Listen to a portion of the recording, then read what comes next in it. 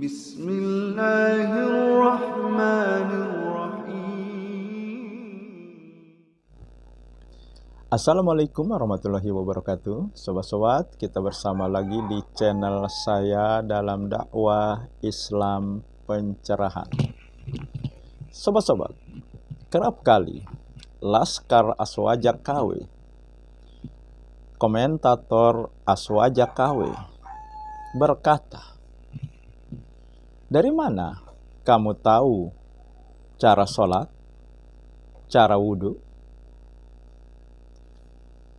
Ini pertanyaan yang kerap dilontarkan. Juga mereka berkata, kalau ulama bisa salah, bisa benar, apalagi kami. Ya, dua pernyataan ini ya yang disampaikan oleh pihak Aswaja KW menunjukkan mereka tidak memahami maksud dari kembali kepada Al-Quran dan Sunnah Nabi.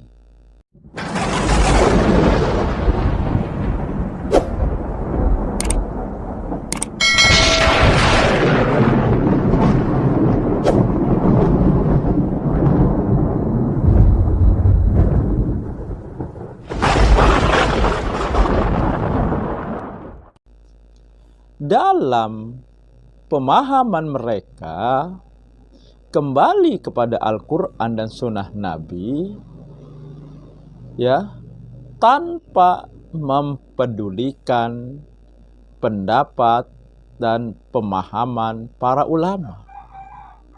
Mereka menganggap, ya, kembali kepada Al-Quran dan Sunnah Nabi dengan meninggalkan ulama. Ulama tidak dianggap lagi, ulama tidak dipandang lagi.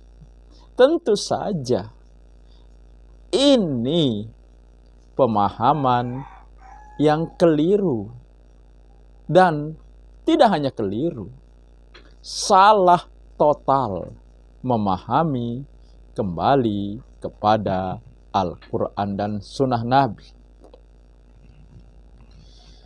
Kembali kepada Al-Quran dan Sunnah Nabi tetap dengan memperhatikan pendapat dan pemahaman para ulama, termasuk 4 imam mazhab, tetap diperhatikan.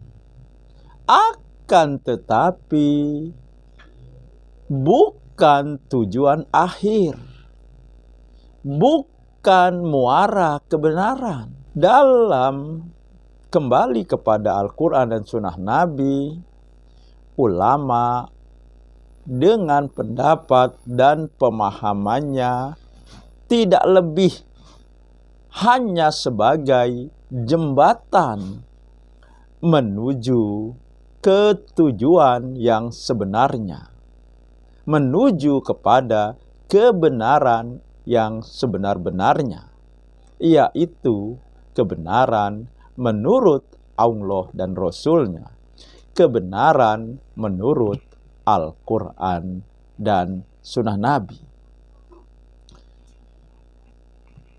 Nah, tentu saja yang namanya jembatan, kita harus mencari jembatan yang baik, jembatan yang kukuh, jembatan yang kuat. Bukan jembatan yang buruk, yang rapuh, yang mudah patah. Karena jembatan yang seperti itu tidak akan mengantarkan kita pada tujuan yang sebenarnya. Nah, makanya jembatan dalam hal ini para ulama diikuti, dijalani pendapat dan pemahamannya selama seiring, selaras dengan Allah dan Rasul-Nya. seiring dan selaras dengan Al-Quran dan Sunnah Nabi. Itu yang dimaksud kembali kepada Al-Quran dan Sunnah Nabi. Jadi tidak seperti yang disangkakan, yang diduga, yang dipahami, atau memang sengaja tidak mau paham. Ya, bahwa kembali kepada Al-Quran dan Sunnah Nabi, tidak lagi memperhatikan ulama, tidak lagi mempedulikan pendapat dan pemahaman mereka. Itu tentu saja ya pemahaman yang salah. Sementara sobat-sobat, Aswaja KW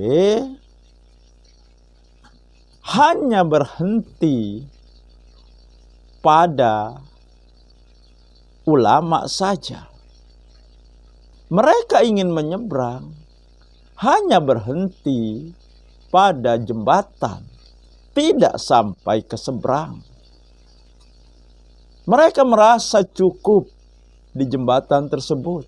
Mereka merasa cukup dengan ulama, dengan pemahaman pendapat ulama. Itu juga dicari ulama yang pemahamannya, pendapatnya sesuai dengan amalan bid'ah mereka. Ketika ada pendapat ulama yang mereka ikuti, bahkan mereka klaim sebagai rujukan mereka, sebagai mazhab mereka, seperti misalnya Imam Syafi'i, ketika bertentangan dengan amalan bid'ah mereka, Imam Syafi'i berpendapat bacaan Al-Quran, bacaan Al-Fatihah, kirim pahala kepada mayit tidak sampai. Seperti ya yang diyakini, yang dipahami oleh Aswaja KW. Nah, maka untuk supaya mereka tetap bisa melakukan amalan-amalan bid'ahnya ini yang dirangkum dalam acara tahlilan, maka mereka berkilah. Dalam hal ini, dalam amalan ini, tahlilan maksudnya, kita tidak mengikuti Imam Syafi'i, akan tetapi mengikuti Syafi'iyah. Artinya orang-orang yang mengikuti Imam Syafi'i. Ini kan logikanya aneh. Ya, mengaku Syafi'iyah, mengaku mengikuti Imam Syafi'i, akan tetapi ketika mereka meninggalkan pendapat Imam Syafi'i di masalah tidak sampainya bacaan Al-Quran, bacaan Al-Fatihah, dan transfer pahala, ya, mereka tinggalkan pendapat Imam Syafi'i, tapi masih mengaku Syafi'iyah, pengikut Imam Syafi'i. Yang lebih tepat adalah pembangkang atau pengkhianat ya dari pemahaman Imam Syafi'i. Maka kembali kepada Al-Quran dan Sunnah Nabi, ulama tidak lebih hanya sebagai jembatan. Ulama tidak mutlak pendapatnya harus diikuti 100%. Imam mazhab sendiri, seperti misalnya Imam Syafi'i dan imam-imam yang lain, juga tidak memutlakkan orang-orang setelahnya mengikuti pendapatnya 100%. Maka Imam Syafi'i mengatakan, ini pendapatku. Kalau pendapatku ini bertentangan dengan sunnah Nabi, lemparkan pendapatku, ambil sunnah Nabi. Tidak ada satupun dalil yang kita harus mutlak mengikuti salah satu pendapat imam mazhab. Dan yang aneh lagi, ya, ketika orang-orang yang mengaku mengikuti Imam Syafi'i dalam hal ini, ya, batal wudhu bersentuhan kulit dengan wanita. Ketika mereka beribadah haji tawaf, yang mana di situ berkerumun manusia dan tentu saja bersenggolan antara kulit laki-laki dan kulit perempuan yang bukan muhrimnya. Nah, alangkah repotnya kalau mereka bertahan dengan pendapat yang mengatakan batal wudhu bersentuh dengan wanita.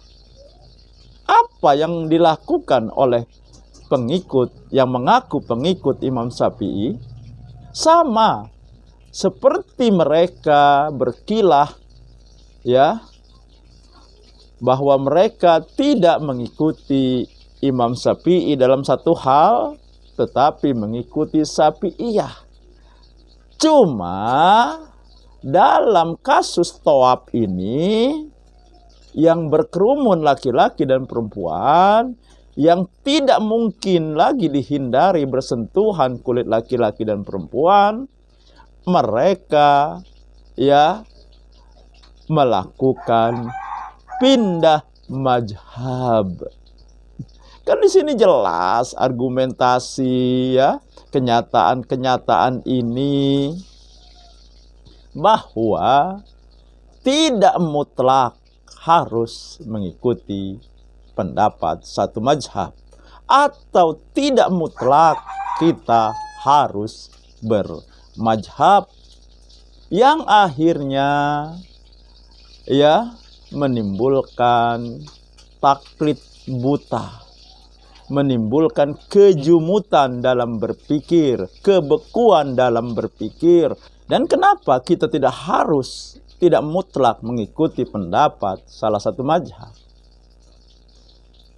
Karena, ya, seperti yang saya katakan, ulama ini pendapatnya bisa salah, bisa benar. Ya, kalau dikatakan aswaja kau mengatakan, apalagi kamu, apalagi saya, maksudnya, ya, akan lebih banyak kesalahan. Iya, memang saya akan lebih banyak kesalahannya. Maka dari itu kita harus punya tolak ukur kebenaran mutlak, yaitu Al-Quran dan sunnah Nabi, yaitu firman Allah dan sunnah Rasulullah. Itulah ukuran kebenarannya. Ya, sesuai dengan firman Allah di surat An-Nisa ayat 59. Fa in tanajatum fi syai'in farudduhu ilallahi wa rasulih. Jika kamu berbeda pendapat, kembalikan kepada Allah dan Rasulnya. Ditegaskan oleh sabda Nabi, taraktu fikum amroini lang tadilu ma tamassaktum bihima. Kitab Allah wa sunnatar rasuli. Nah, jadi jelas ini ukuran kebenarannya. Jadi kesimpulannya, kembali kepada Al-Quran dan sunnah Nabi, bukan anti ulama, bukan mencampakkan ulama, bukan membelakangi ulama, akan tetapi ulama tetap dijadikan, ya, tetap, ya, ulama dipandang hanya sebagai jembatan untuk menuju kebenaran yang sesuai dengan Al-Quran dan sunnah Nabi. Ulama ini hanya jembatan, dan jembatan bisa baik, bisa buruk. Maka pandai-pandailah kita memilih ulama.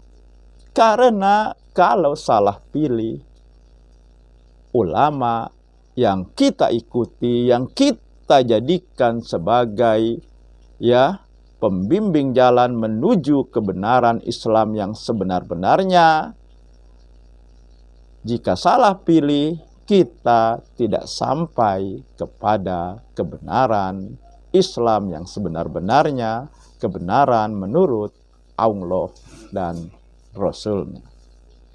Demikian sobat-sobat, semoga ini menginspirasi dan mencerahkan. Nasrum minallahi wa fathun qarib. Wassalamualaikum warahmatullahi wabarakatuh.